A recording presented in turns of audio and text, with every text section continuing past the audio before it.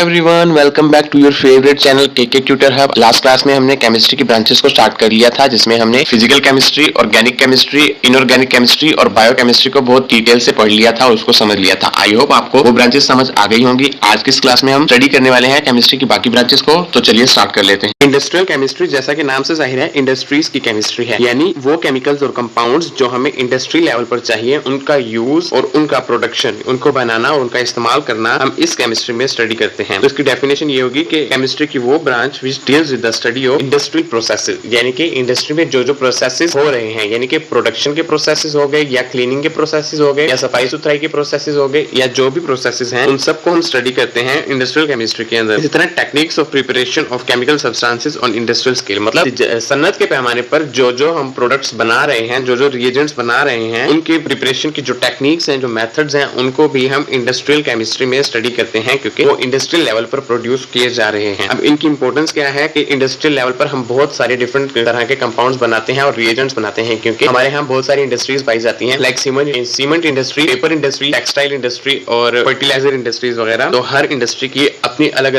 Requirements होती हैं, अलग अलग जरूरियात होती हैं। तो उसके लिए डिफरेंट तरह के कंपाउंड्स बनाए जाते हैं और रिएजेंट्स बनाए जाते हैं, जिनमें से कुछ ऑक्सीजन बनाया जाता है, क्योंकि उसको बर्निंग प्रोसेस में यूज किया जाता है, और कटिंग वगैरह के लिए लाइट्स के मदद से कटिंग के लिए जो स्मूथ कटिंग होती है, उसमें भी ऑक्सीजन यूज होता है। इसी तरह क्लोरीन जो है ब्लीचिंग के लिए इस्तेमाल होता है, ब्लीचेस बनाने के लिए इस्तेमाल होता है, जिनको हम घरेलू इस्तेमाल के अलावा पेपर इंडस्ट्रीज में भी ब्लीचिंग प्रोसेस में यूज करते हैं, क्योंकि पेपर्स जो होते हैं वो ब्लीचिंग प्रोसेस से गुजर के ही बनते हैं और वो ब्लीचेस क्लोरीन की बनी हुई होती है। इसी तरह अमोनिया एक गैस है जो यूरिया खाद बनाने के लिए इस्तेमाल होती है। इसी तरह कास्टिक सोडा जो सोडियम हाइड्रोक्साइड एक बेस है, वो सोप इंडस्ट्रीज वगैरह में यूज होता है। उसके बाद जिसके अंदर नाइट्रिक एसिड और सल्फ्यूरिक एसिड शामिल है, तो नाइट्रिक एसिड जो है वो टेक्सटाइल इंडस्ट्रीज में यूज होता है डाइज बनाने के लिए। डाइज मींस कलर्स बनाने के लिए, कपड़ों के कलर्स बनाने के लिए, और सल्फ्यूरिक एसिड फर्टिलाइजर्स में यूज होता है सल्फेट खादें बनाने के लिए, मतलब खादें बनाने के लिए। सिंपली आप ये समझ लें कि सल्फ्यूरिक एसिड खादें बनाने के लिए इस्तेमाल होता है। अब मुख्तलिफ इंडस्ट्रीज में इनके मुख्तलिफ रोल्स हैं, जो हमने अभी रिएजेंट्स पढ़े हैं और जो केमिकल्स पढ़े हैं। मींस फर्टिलाइजर इंडस्ट्रीज में हमारे लिए जो यूजफुल सब्सटेंसेज हैं, उनमें अमोनिया गैस है और सल्फ्यूरिक एसिड है, क्योंकि अमोनिया गैस से यूरिया खाद बनती है और सल्फ्यूरिक एसिड और नाइट्रिक एसिड से नाइट्रस और सल्फेट फर्टिलाइजर्स खादें बनती हैं। इसी तरह सोप इंडस्ट्रीज में सोडियम हाइड्रोक्साइड यानी कास्टिक सोडे का एक रोल होता है, जो सोप्स बनाने में हेल्प आउट करता है। इस तरह टेक्सटाइल इंडस्ट्रीज में भी नाइट्रिक एसिड का रोल होता है, क्योंकि वो डाइज बनाने के लिए यूज होता है। इसी तरह पेंट्स में और वार्निशेस में, पेंट्स क्योंकि मुख्तलिफ कलर के होते हैं, मुख्तलिफ डाइज के होते हैं, तो उनकी डाइज को बनाने के लिए भी नाइट्रिक एसिड यूज होता है। इसी तरह पेपर की इंडस्ट्री में अभी हमने पढ़ा था कि ब्लीचिंग पाउडर जो है वो जरूरी होता है, ब्लीचिंग का प्रोसेस होता है, तो ब्लीचेस जो होती हैं वो क्लोरीन से बनाई जाती हैं और पेपर इंडस्ट्रीज में यूज की जाती है। ब्रांच है केमिस्ट्री की न्यूक्लियर केमिस्ट्री। न्यूक्लियर केमिस्ट्री यानी न्यूक्लियस की केमिस्ट्री। न्यूक्लियस किस चीज का? एटम का न्यूक्लियस। एटम के न्यूक्लियस की केमिस्ट्री को न्यूक्लियर केमिस्ट्री कहते हैं। तो इसकी डेफिनेशन क्या होगी? Branch of chemistry which deals with the study of nuclear reactions, यानी कि ऐसे रिएक्शंस जो न्यूक्लियस के अंदर हो रहे हैं, उनको न्यूक्लियर केमिस्ट्री में स्टडी करते हैं। इसी तरह रेडियो एक्टिव सब्सटेंसेस, मतलब कुछ सब्सटेंसेस ऐसे होते हैं जिनसे रेडिएशंस यानी रेज या शुआएं निकलती हैं, तो उनको भी हम न्यूक्लियर केमिस्ट्री में स्टडी करते हैं कि वो रेडियो एक्टिव सब्सटेंसेस किस तरह होते हैं और उनके अंदर से शुआएं किस तरह निकलती हैं। एंड एनर्जी ऑफ एटम, अब क्योंकि जो सब्सटेंसेस रेडिएशंस खारिज कर रहे हैं, जाहिर है उनके अंदर कोई ना कोई एनर्जी होगी, तो एनर्जी को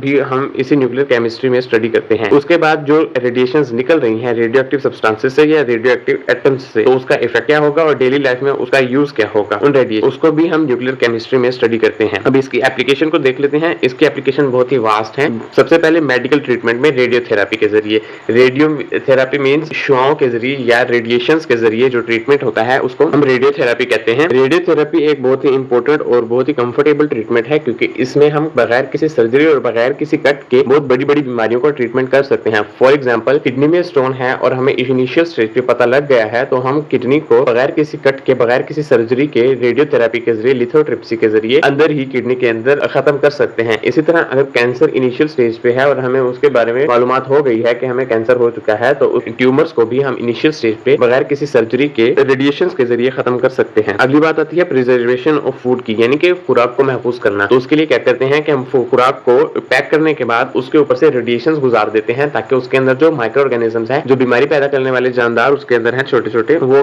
खत्म हो जाए, वो मर जाए और वो हमारी जो खुराक होती है वो महफूज हो जाती है। इसी तरह जनरेशन ऑफ इलेक्ट्रिसिटी है, मतलब बिजली पैदा करना। तो हम न्यूक्लियस के अंदर जो रिएक्शंस होते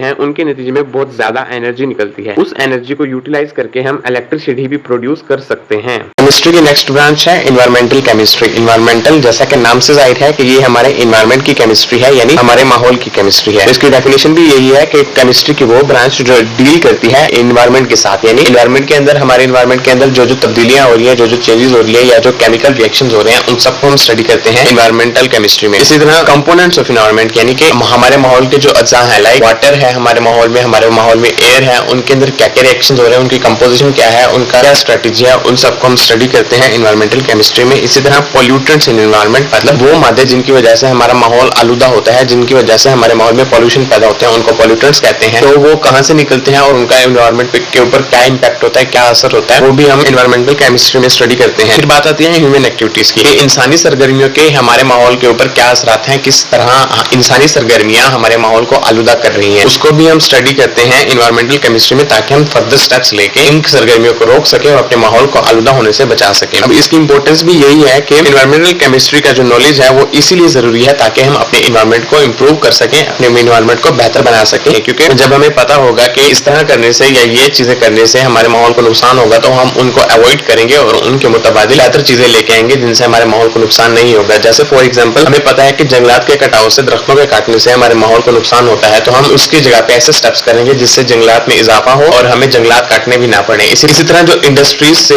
और फैक्ट्रीज से आलूदा गैसेस, जहरीली गैसेस निकलती हैं धुएं के साथ, उनको भी हम फिल्टर करके या प्रोसेस करके जहरीली गैसों को एटमॉस्फेयर में, हवा में शामिल होने से रोक सकते हैं। तो ये सब स्टडी करते हैं हम इन्वायरमेंटल केमिस्ट्री में। और इन्वायरमेंटल केमिस्ट्री इसलिए जरूरी है कि हम अपने माहौल को बेहतर बना सकें और उसको इंप्रूवमेंट कर सकें। नेक्स्ट ब्रांच है केमिस्ट्री की एनालिटिकल केमिस्ट्री। एनालिटिकल का वर्ड एनालिसिस से निकला है और एनालिसिस का मतलब है तजज़िया करना, पहचान करना, शनाख्त करना, आइडेंटिफाई करना। यानी कि इस केमिस्ट्री में हम केमिकल कंपाउंड्स को एनालाइज करते हैं, उनकी शनाख्त और पहचान करते हैं। तो इसकी डेफिनेशन भी यही है कि केमिस्ट्री की वो ब्रांच जो डील करती है analytical methods to get information about separation, यानी कि ऐसे तजज़ियाती तरीके जिनकी मदद से हम सेपरेशन के बारे में इंफॉर्मेशन ले सकते हैं कि हमारे पास जो सैंपल का कंपाउंड है वो कहां से हमें मिला है और उसको कैसे सेपरेट किया गया है। उसके बाद and analysis of a sample to identify its components, यानी कि जो हमें कंपोनेंट मिला है, जो कंपाउंड मिला है, उसके कंपोनेंट्स क्या क्या हैं और किस बेसिस पे उसको आइडेंटिफाई किया है हमने, उसको भी हम एनालिटिकल केमिस्ट्री में स्टडी करते हैं। अब बात हो रही है एनालिसिस की, तो एनालिसिस होते हैं दो टाइप्स के, एक क्वालिटेटिव एनालिसिस होता है और एक क्वांटिटेटिव एनालिसिस होता है। क्वालिटेटिव मींस हम उसके अंदर सैंपल की क्वालिटी को चेक करते हैं कि ये सैंपल जो है हमारे पास ये है किस चीज का। फॉर एग्जांपल हमें एक सोल्यूशन मिला है और उसकी हमने क्वालिटी चेक करनी है, तो हम उसको आइडेंटिफाई करेंगे कि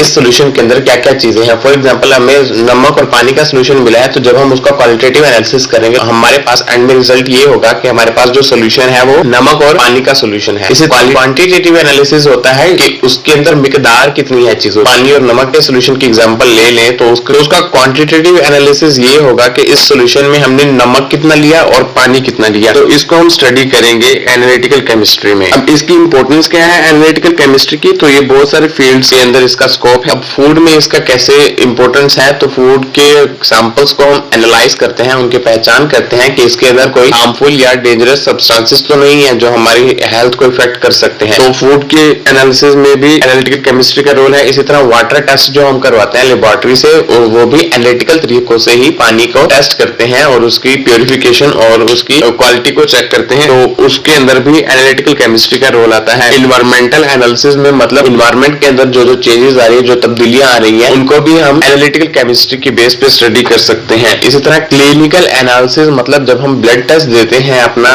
लैब में टेस्ट के लिए, तो उसकी रिपोर्ट जो बनती है वो भी एनालिटिकल बेसिस के ऊपर बनती है। मतलब उसके अंदर भी तजज़िया किया जाता है और शनाख्त और पहचान की जाती है कि हमारे ब्लड के अंदर क्या क्या कंपोजिशन है और क्या क्या चेंजेस हुई है और क्या क्या बीमारियां हमें हैं, वो सब ब्लड के एनालिसिस से यानी उसके तजज़िये से, उसकी पहचान और शनाख्त से हमें मालूम होता है। ब्रांचेस ऑफ केमिस्ट्री यहाँ तक खत्म हो गई हैं। आई होप आपको ये लेक्चर समझ आया होगा। अगर कुछ समझ नहीं आया तो feel free to comment. Next lecture में हम अगला टॉपिक डिस्कस करेंगे। तब तक घर पे रहिए, सेफ रहिए, अपना ढेर सारा ख्याल रखिए। टिल दैट, अल्लाह हाफिज़।